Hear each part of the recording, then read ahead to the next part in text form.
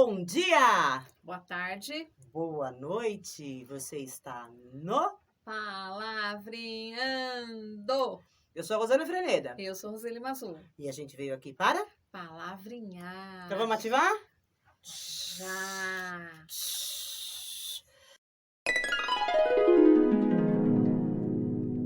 E hoje nós vamos fazer diferente. A gente não vai fazer o sorteio da palavra. Hoje nós falaremos, não deixaremos de usar as palavras. Sim, sempre. Mas hoje a gente vai falar sobre um Livro. livro. Incentiva a leitura. Vamos aí colocar na nossa rotina mensal pelo menos uma obra para nós comentarmos. Não vamos dizer análise, né, Rô? Porque análise demanda tempo, Mais aprofundamento. E os nossos vídeos costumam ser, a pedido de vocês, mais curtos. Então nós vamos comentar um pouco, falar sobre alguma coisa, mas não se aprofundar. Se alguém depois tiver interesse em comprar o livro, fazer a leitura, e aí quiser uma discussão mais profunda com a gente, é só entrar em contato, tá bom? E aí a gente conversa mais sobre a obra. Você, vestibulando, foi, né, livro exigido aqui pela USP, pela pela USP e pela Unicamp. É livro obrigatório aí nesse vestibular desse ano. Não sei como será o ano que vem, mas tá bom? É um livro, inclusive, bem legal de se ler. Ele é um autor moçambicano, Mia Couto, e Terra Sonâmbula. O livro todinho é metafórico. O que é metáfora?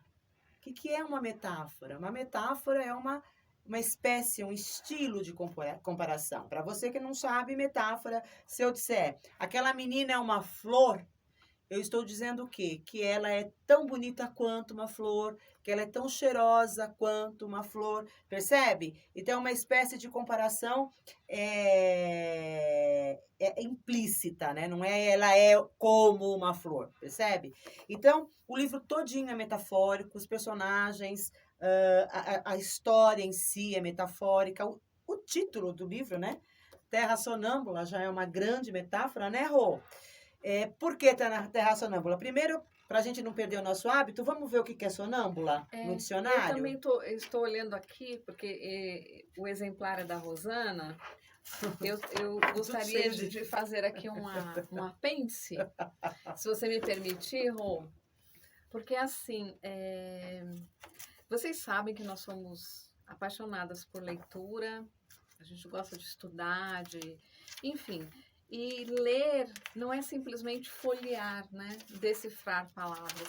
O livro começa com a capa, com o tema, com o título, com a descrição dos personagens. Então, quando você estiver diante de um livro, use-o da melhor forma. Porque o livro foi feito para rabiscar, para escrever, para pontuar. E é o que a gente está vendo aqui na leitura da Rosana. Cheio de papelzinho, Exato. post-it. Então, eu fiquei olhando, achei interessante, porque eu passei muitos anos, Rô, sem tocar nos meus livros, sabe? Eu lia e fazia resumo e colocava ficha aqui atrás. Entendi. Hoje eu até desenho nos meus livros, porque livro é vida. É porque, a princípio, o livro é um bem seu, que você não... talvez você empreste, né? Mas dificilmente a gente vende um livro, a não ser que a gente mude de, sei lá, se você tem muito livro técnico, aí muda a sua área, de repente você acaba vendendo porque aqueles livros já não tem mais. Mas quando você tem uma obra dessa em mãos, dificilmente a gente abre mão dela. E ela é uma obra que a gente pode consultar, né? Porque aqui você tem tanto neologismo, a contação de história aqui é muito falada, disseminada, né? O contador de história, enfim. Deixa eu ver se eu acho aqui sonâmbulo. Nossa, cadê? Sonâmbulo. Bom, vamos lá. Sonambulismo é um substantivo masculino, o estado ou doença do sonâmbulo. Então, vamos para o sonâmbulo. Do francês, agora você me fala isso aqui, Roseli Mazulo. Do francês, sonambulé. Sonambulé. Adjetivo, disse de uma pessoa que anda, fala e se levanta durante o sono, noctâmbulo. Disse da pessoa que age automaticamente, de maneira desconexa, indivíduo sonâmbulo, enfim. Então, se a gente pegar aí o título do livro, né, Terra Sonâmbula, a gente já vai ter aí uma metáfora, que esta terra é sonâmbula. Ou é uma terra desconexa, Sim. que as pessoas não estão prestando muito atenção no que está acontecendo e como estão fazendo as coisas. É meio que parece um pouco hoje a Alheio, gente, né? adormecido, né? Meio que parece a gente Alheio, hoje. adormecido. É. Ou, com essa pegada de alheio adormecido, a gente poderia dizer que está agindo, mas que está simplesmente indo. Porque o sonâmbulo, o que, que é? A pessoa que está dormindo e ela faz a ação, comete alguma ação, mas não na consciência. Tem consciência, né? Não tem consciência. Ela nem sabe quando no dia seguinte, quando ela acorda, ela nem sabe o que ela fez ou deixou de fazer.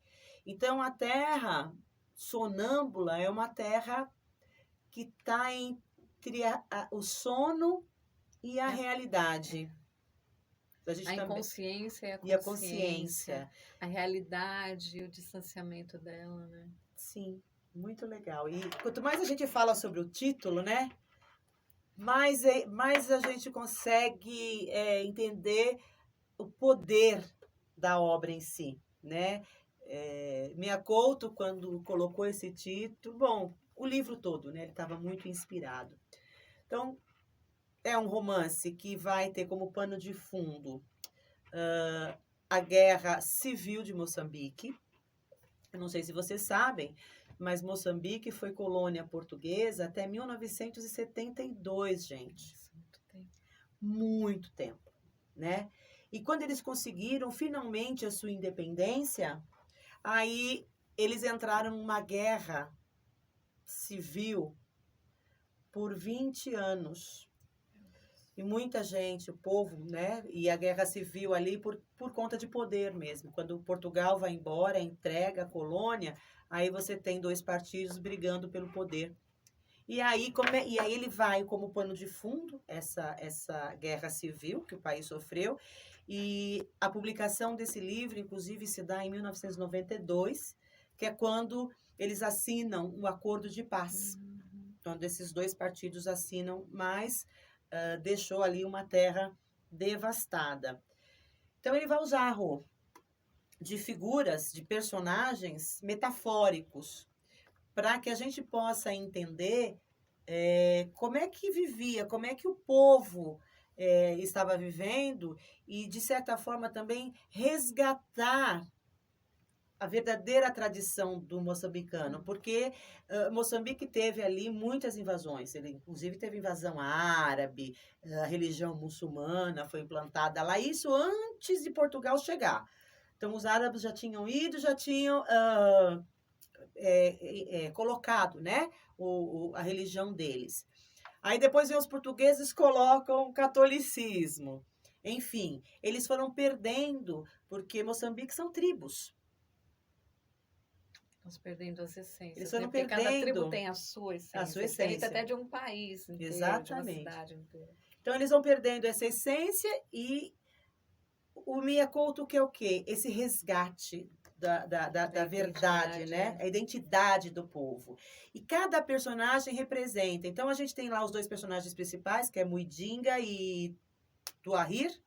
Tuahir, não. É a Tuahir. Já não lembro mais o nome dos... Já li tanto tempo essa obra, que eu tenho uma colinha aqui, gente. É Tuahir.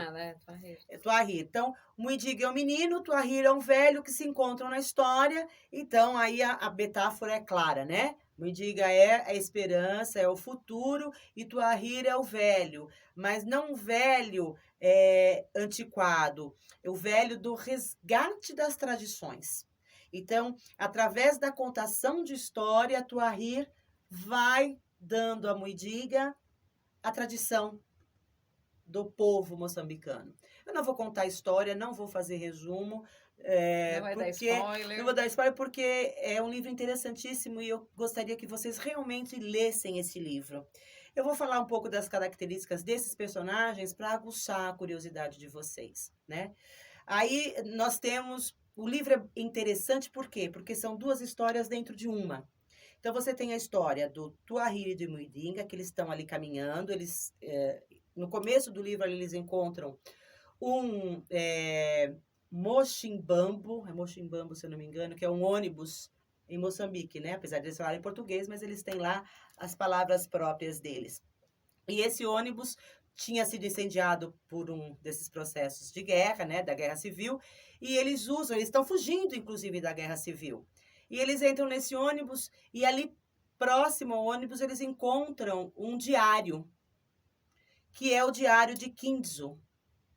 Então, é um capítulo contando o caminhar desses dois personagens, do menino e do velho, e dentro desse capítulo, na sequência, um capítulo do Diário de Kinzo.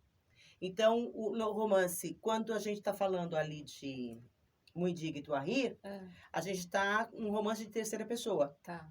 E quando Diário de Kinzo, aí é em primeira pessoa. Então, Kinzo também vai ali contar histórias da sua vida, vai contar tradições, eles têm muita coisa de magia, as tribos, né? Eles têm muito Isso, obrigado. Tem muito ritual, então ele vai passando. Então, é o sonho, é a realidade, mas tudo isso para trazer para a gente o que viveu aquele povo naquele momento de guerra civil. A devastação, né?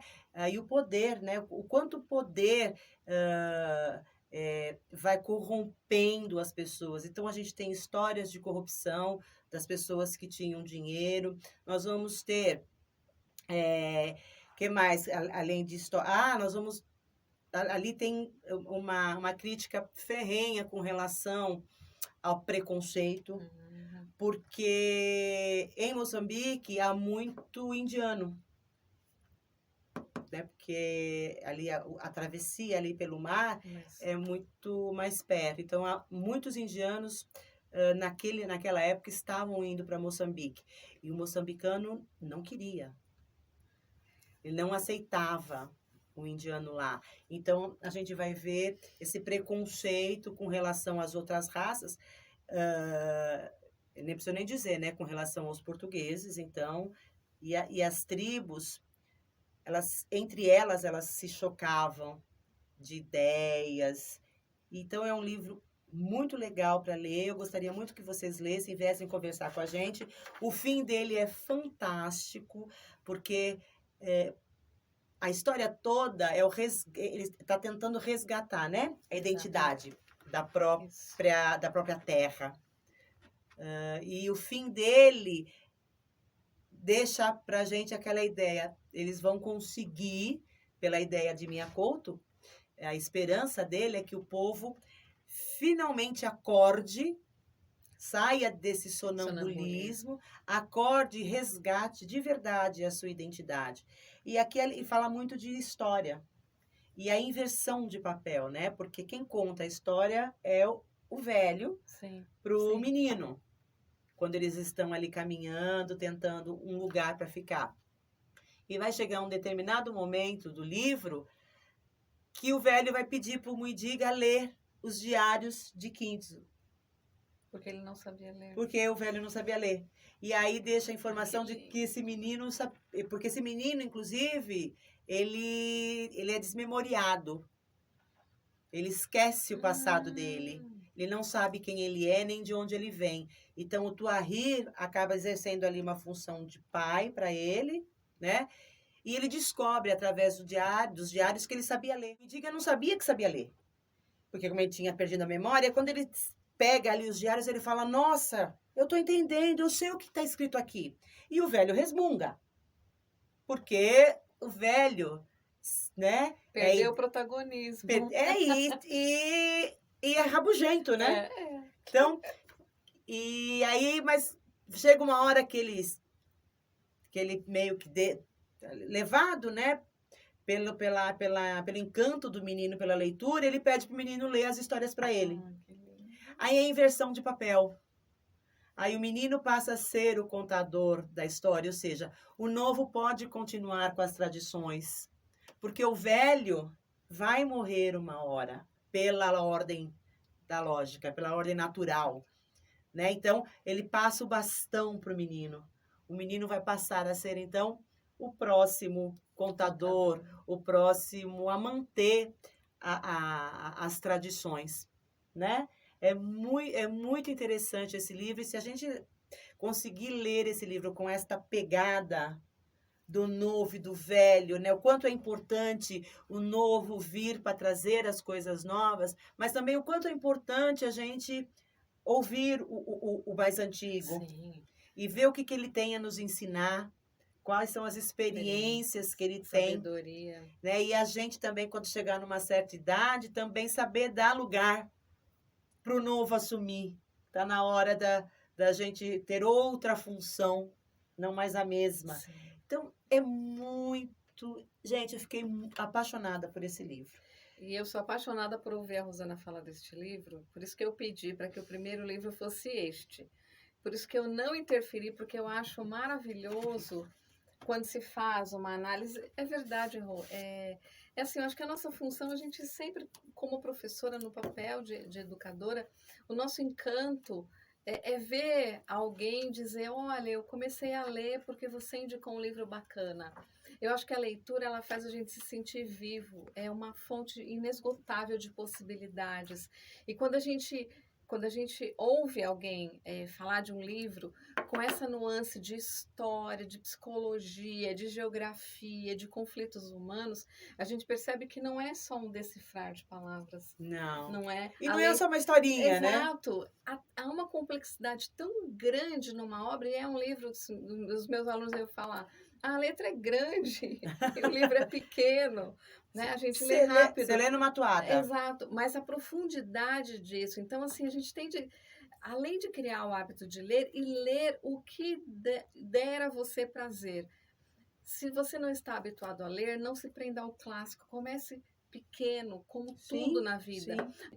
Sabe, olhe para a capa do livro, olhe para o título do livro, leia a orelha do livro, sabe? Então, tudo isso faz parte da obra. Nada... E anote, né? Anote. Anote aqui, acabei de olhar aqui, importância da fantasia. Ele, inclusive, traz essa ideia, né?